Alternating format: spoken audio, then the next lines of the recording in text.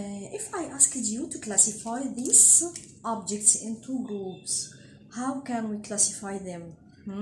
I heard someone said that we can classify them into two groups.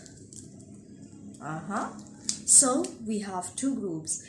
The first group is for pencils and the others is for pens. So pencils and pens. I collected pencils together and the pens together.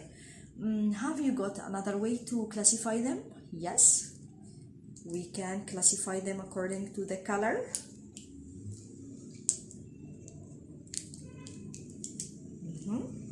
According to the color, the black objects together, the yellow objects together, and the blue objects together. So if I want to classify any objects, I have many ways to classify them.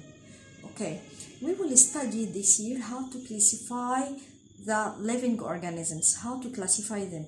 Let's start with the plants. To classify the plant, I have many ways to classify them. Number one, to classify plants according to the external shape. To classify them according to the external shape, we have two groups. The first group, to classify the plant that distinguished into roots, stems, and leaves.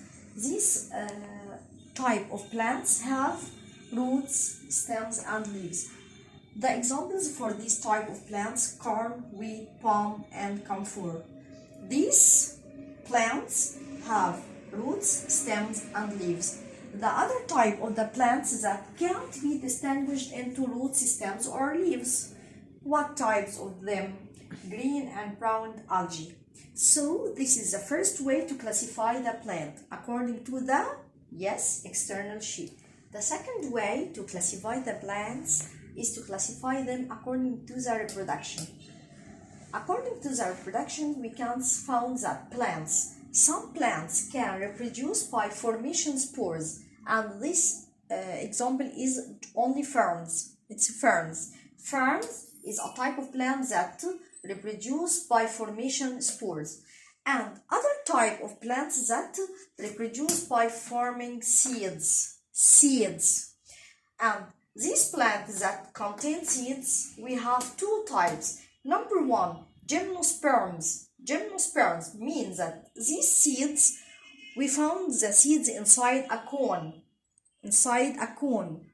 The example for this plant that reproduce by forming seeds in gymnosperm, just like pine and cycas. The other type of plants that reproduce by forming seeds, it's angiosperm. These seeds, we can see that it has cover. They have cover. Seeds have cover. And these seeds that have covers, we have two types: monocotyledons and dicotyledons. And for the examples of this part, the monocotyledons, it's imagine that it's one seed and has a cover. One seed that has a cover, just like maize and wheat. So it's mono. And dicotyledons, it means that the seed has two parts inside one cover. Two parts of the seed inside one cover, just like beans and peas. It's dicotyledons.